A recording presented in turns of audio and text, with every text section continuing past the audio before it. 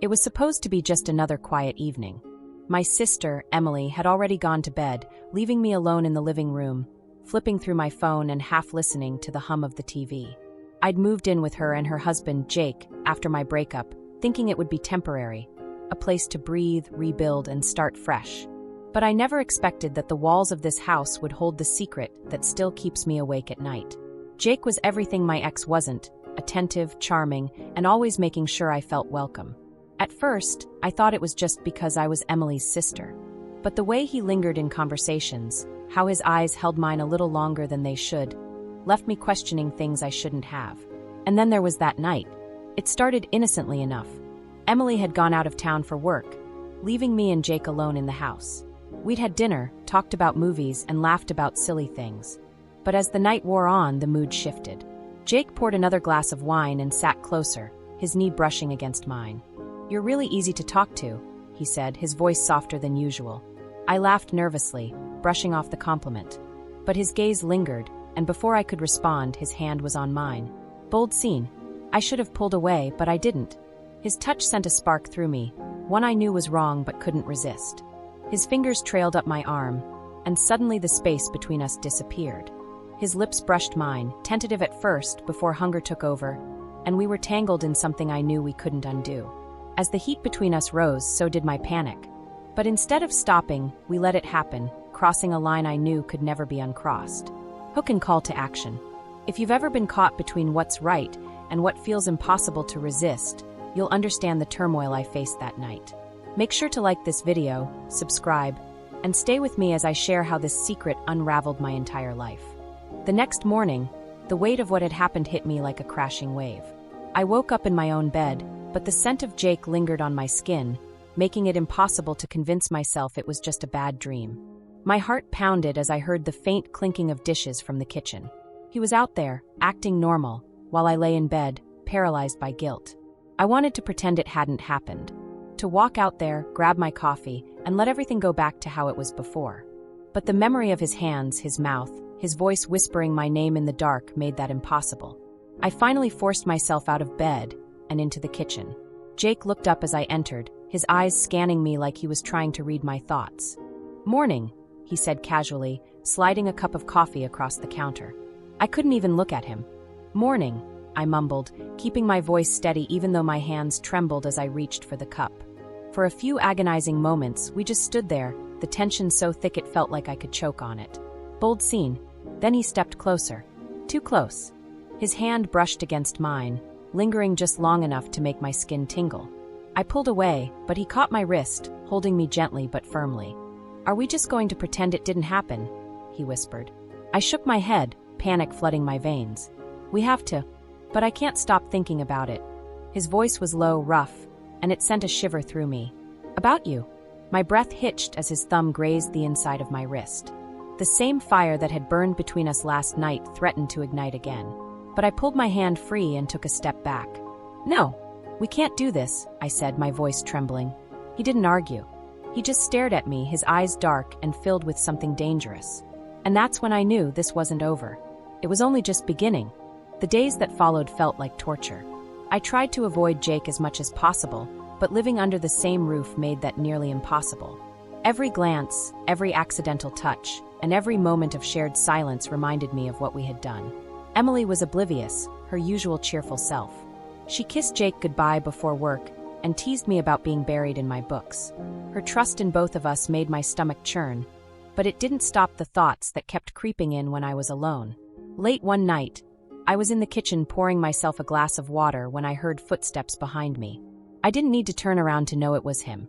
"I can't stop thinking about you," Jake's voice broke the silence. I froze, gripping the glass tightly. "Jake, don't." Bold scene. He stepped closer, his body heat pressing against my back. "You feel it too," he murmured, his breath brushing against my neck. I turned around, intending to push him away, but the moment our eyes met, I was lost again.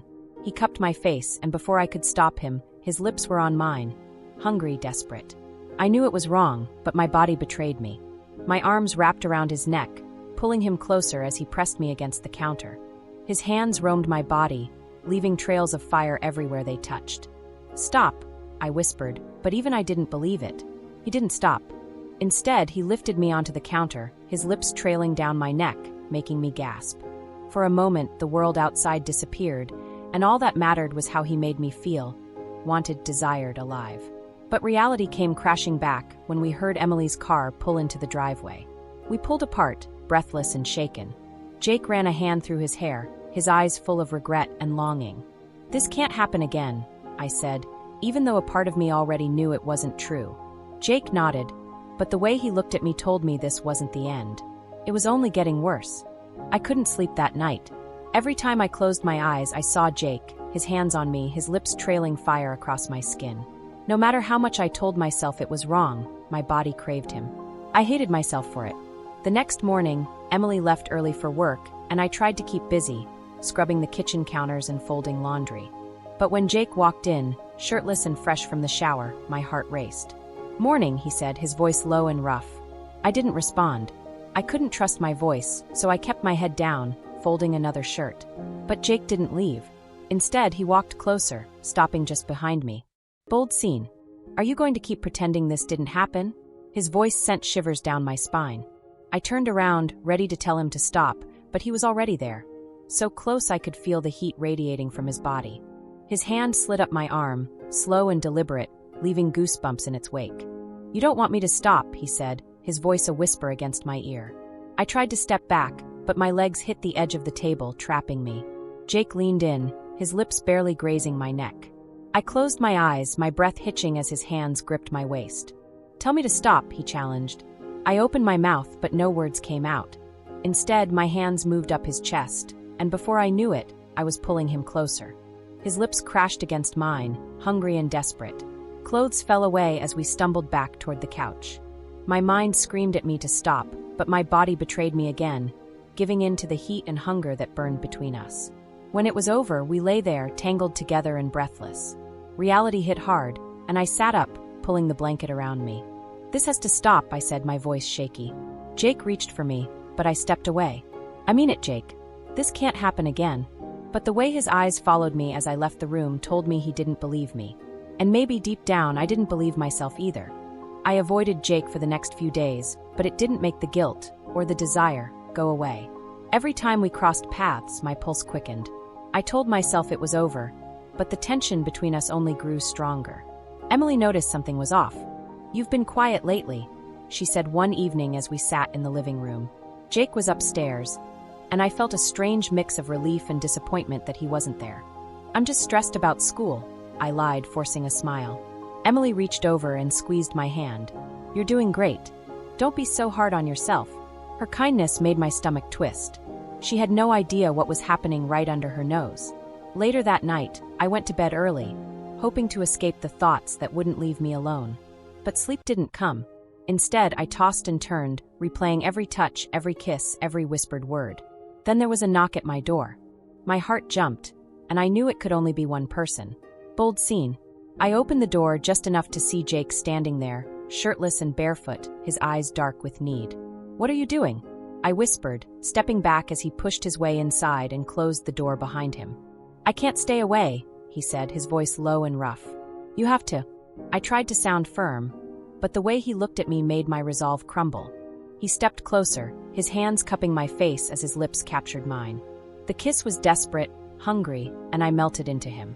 His hands moved down my body, pulling me against him, and I forgot everything else. We fell onto the bed, our bodies tangling in the sheets. The heat between us burned hotter than before, fueled by the danger and the secrecy. Afterward, I lay in his arms, my heart pounding.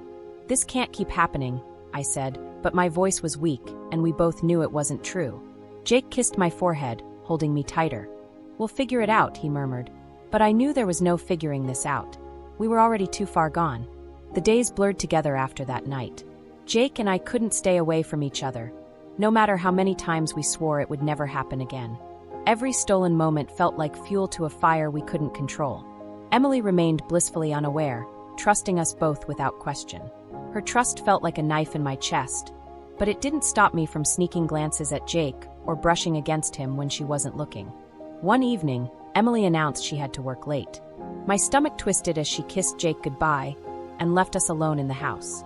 The silence between us was heavy, charged with everything we weren't saying. "Lila," Jake's voice broke the tension.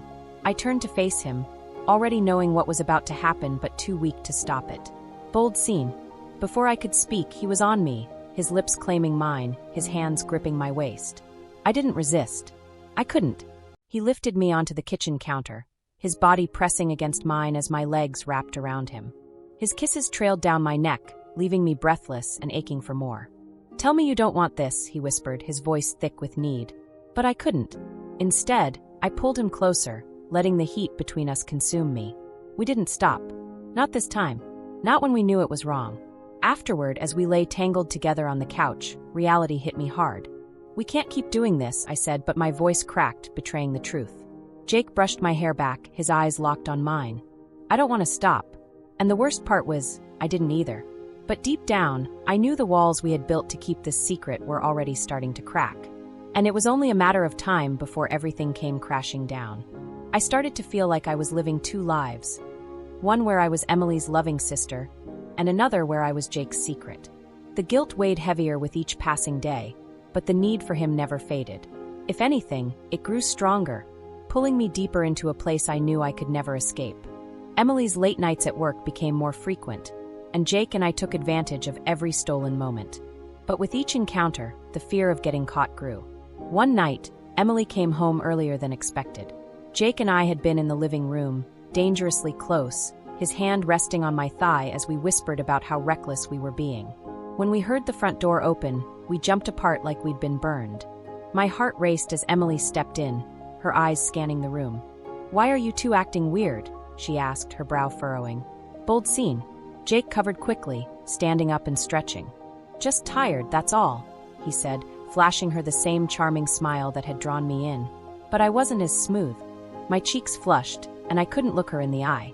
Emily's gaze lingered on me, and for a moment, I thought she knew.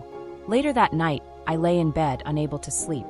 The sound of the creaking floor outside my room made my pulse quicken. Moments later, Jake slipped inside, closing the door quietly behind him. "What are you doing?" I hissed, but the words had no bite.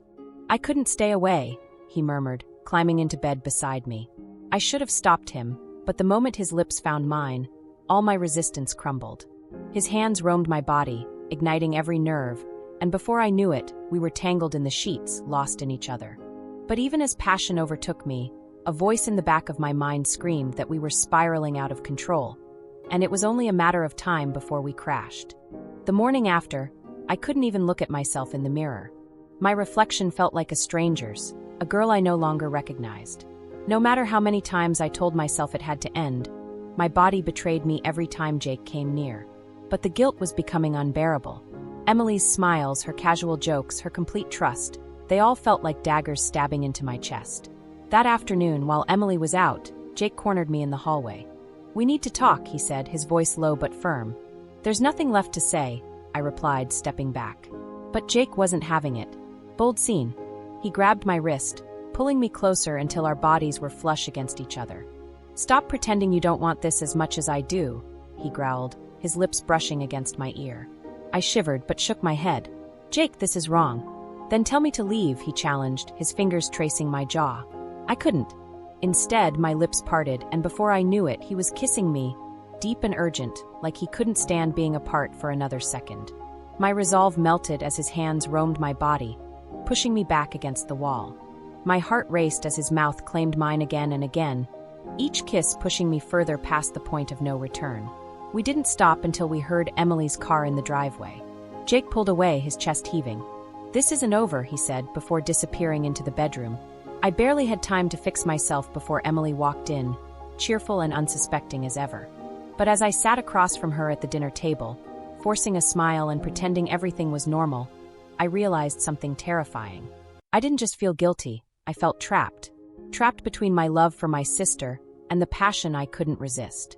And no matter what I did, someone was going to get hurt. I was losing control. The weight of the secret was suffocating me, yet I couldn't pull away from Jake. Every time I told myself it was over, he found a way to pull me back in, with a look, a touch, or a whispered promise that made my knees weak. Emily remained clueless, and that only made it worse. She talked about how happy she was with Jake, how lucky she felt to have him, and how grateful she was that I was there to keep her company when she worked late. Her words felt like poison. I smiled and nodded, but inside I was breaking. That night, I couldn't take it anymore. I told myself I had to end it for good. I waited until Emily had fallen asleep, then slipped out of my room and into the living room, where Jake was watching TV. "We need to talk," I said, my voice trembling. Jake muted the TV and looked up at me. "About what?" "This." I gestured between us. "It has to stop." Bold scene. Jake stood and walked toward me, his eyes dark with something that sent shivers down my spine.